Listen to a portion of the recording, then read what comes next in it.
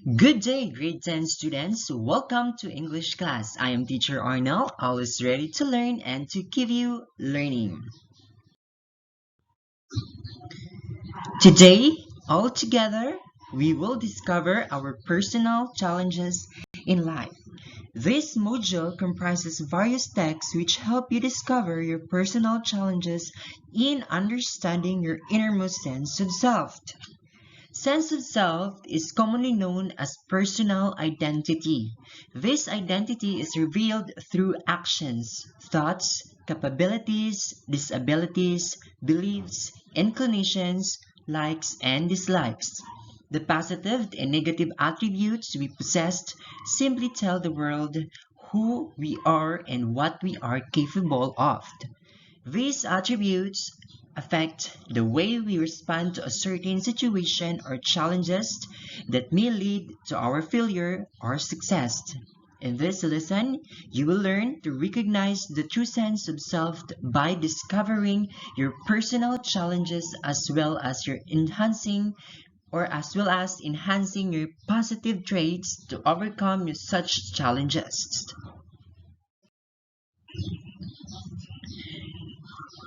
So, what is a myth? A myth is an ancient story created to explain natural events. Gods, goddesses, and heroes are among the characters in myths. In addition to explaining events in nature, some myths also present a lesson on how to live or serve as a warning to follow the rules of the society. Now, let's read the next slides, the love story of Eros and Psyche. Today, we will be reading a myth, the love story of Eros and Psyche. In Greek mythology, love has the highest praise.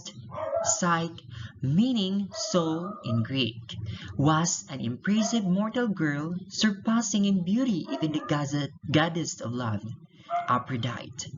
Her beauty was so well known that men from all over the land would visit her to admire her beauty. This made Aphrodite extremely jealous and decided to punish the girl.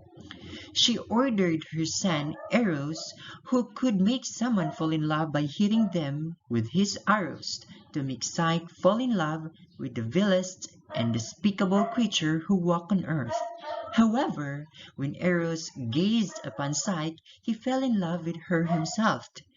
He could not carry out his mother's order and instead he remained silent. The years went by, and despite her beauty, Psyche could not marry. All men admired her godly beauty, but then would go on and marry another. Her parents decided to go to Delphi and ask for guidance from Apollo. The oracle said that Psyche had to dress in black, climb a high mountain alone and stay there. Then a winged serpent would come for her and take her as his wife. Psyche and her parents had no choice but to follow the god's words. As she was waiting alone on the mountain, shaking and crying, the fresh wind of Cyprus raised her and traveled her through the sky to the gates of a magnificent castle. There, a sweet voice greeted her and made her feel like home. Every night, Eros would come into the dark and lie beside her. Without seeing him, she could feel that he was not a monster, but the loving husband she had always been wishing for. The following days passed in full joy and Psyche was happy.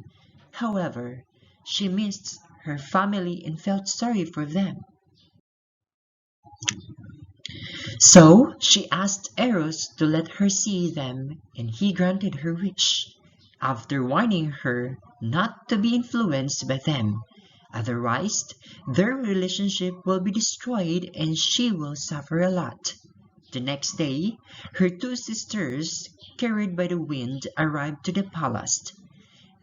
They felt jealous of her sister living like a goddess and told her that her husband did not allow her to see him because he was the horrible creature the oracle had mentioned. This idea overwhelmed the mind of Sight, who could not understand why her husband would not show his face. So she devised a plan. She decided that when Eros falls asleep next to her, she will light a candle to see him. If he is a monster, she will kill it with her knife. Otherwise, she will happily fall back to sleep. And so she did. But after seeing his face, a drop of hot oil fell from the candle and woke Eros up. He immediately left her, saying with a heartbroken voice, "Love cannot live without trust." Psyche was really sorry and sad, and she could not find Eros anywhere. Desperate, she appeared to his mother, goddess Aphrodite, and asked for her help. Aphrodite told her that in order to reunite with her loved one, she would have to carry out 3 impossible tasks. With the help of nature and others, she managed to complete all the tasks and returned to Aphrodite. Despite her success, Aphrodite got angry with her and yelled at the poor girl that she would never let her go. Witnessing all this, the other gods of Olympus sent Hermes to tell Eros everything that has happened. Eros was touched by Psyche's love and returned to her.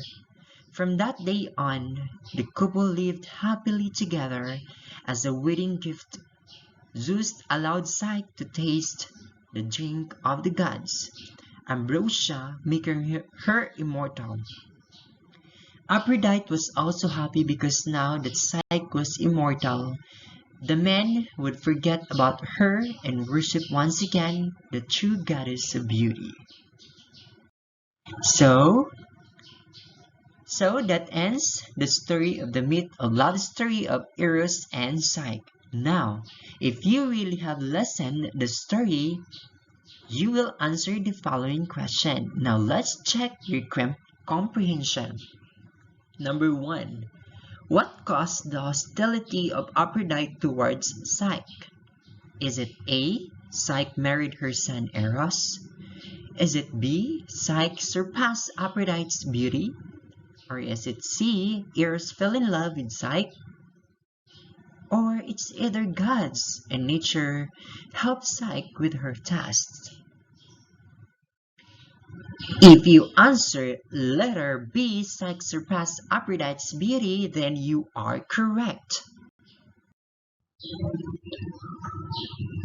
And number 2, what makes the story a myth? Is it A, physical beauty is always a curse? B, gods can turn mortal beings into immortal? C, mother-in-laws are always envious of daughter-in-law's beauty? Or is it D, lack of trust makes most married couples break their relationships? If you answer letter C, mother-in-laws are always envious of daughters-in-law's beauty, then you are correct.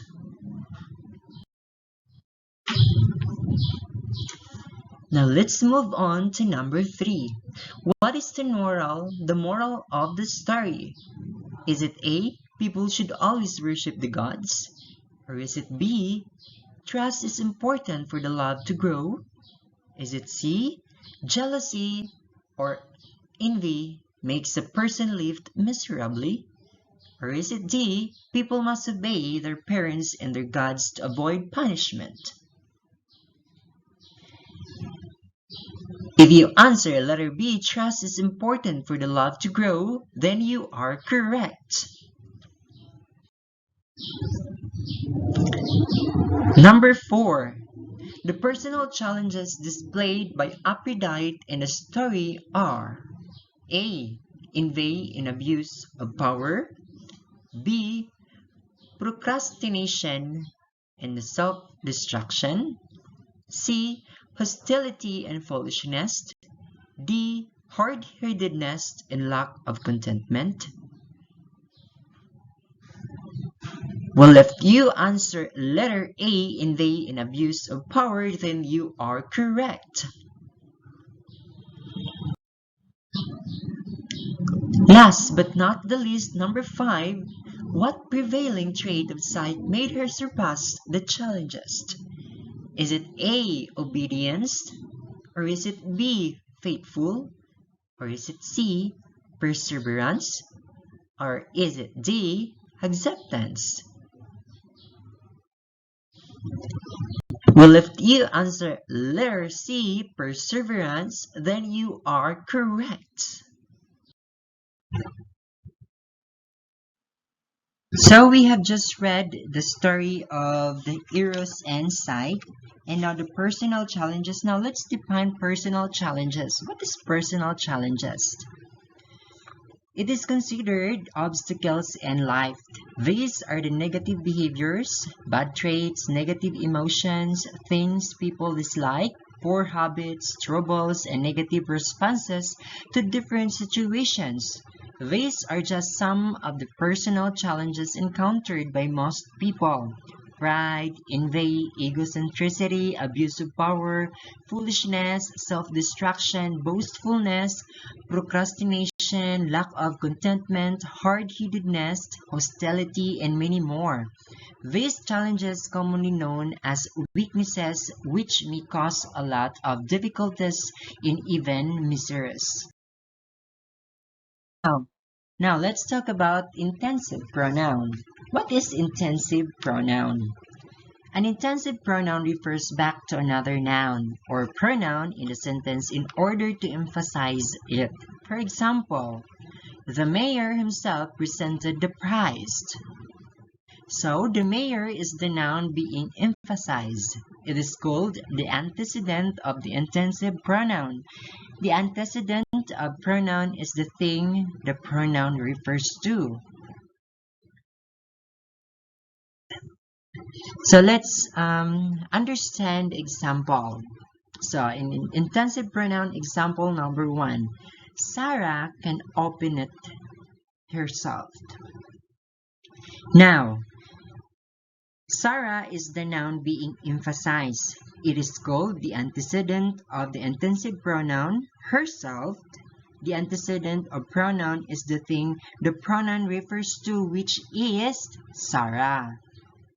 So that is the explanation of example number 1. Now, in example number 2, in example number 1, it describes only one person involved. Now, in example number 2, it compromise or it is refers to many or a group. So example is we can raise the funds ourselves. So we can raise the funds ourselves. So we is the noun being emphasized. So the same as the example number 1. It is called the antecedent of intensive pronoun, which is ourselves. So the antecedent of a pronoun is the thing the pronoun refers to, which is we. So we, so antecedent of ourselves. So we is the antecedent of ourselves. Same thing with Sarah is the antecedent of herself.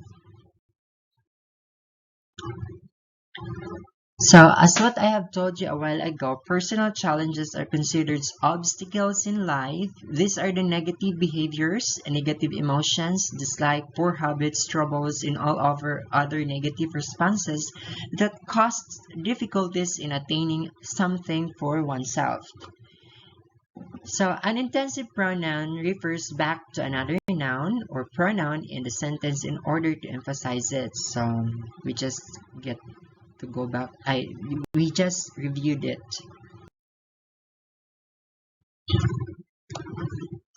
So ends our discussion about the discovering personal challenges and the intensive pronoun as well. So now with your pen and paper, choose the correct intensive pronoun. If you have really listened carefully to what our discussions a while ago. So number 1, we renovated the house blanked. So is it A, myself, B, itself, C, ourselves, D, himself? So the noun there is we. So what is the pronoun, the intensive pronoun of we? It is C, ourselves. So let's go to number 2. Number 2, Rika blanked bake a cake with strawberry toppings. The noun there is Rika. So what is her intensive pronoun to be used? Or what is the exact intensive pronoun to be used? Is it A, ourselves, B, yourselves, C, himself, D, herself? If you answer letter D, herself, you are correct. Number 3, John blanked is always frightened to go out alone after dark.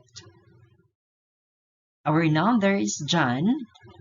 So what is his intensive pronoun? Is it A, itself, B, ourselves, C, himself, D, herself? If you answer letter C, himself, then you are correct. Number 4, my younger siblings are growing up fast. They blanked are already preparing their breakfast. Is it A, yourself, B, ourselves, C, himself, D, themselves? If you answer letter D, themselves, then you are correct. And finally, number 5, I blanked painted her new bedroom. Is it A, myself, B, himself, C, itself, D, yourself? Well, if you answer letter A, myself, then you are correct. And that ends our topic for today about about discovering personal challenges. So once again, this is teacher Arnel always saying, the world is a big classroom for you to learn. Therefore, don't stop learning because learning is everywhere. Thank you and goodbye.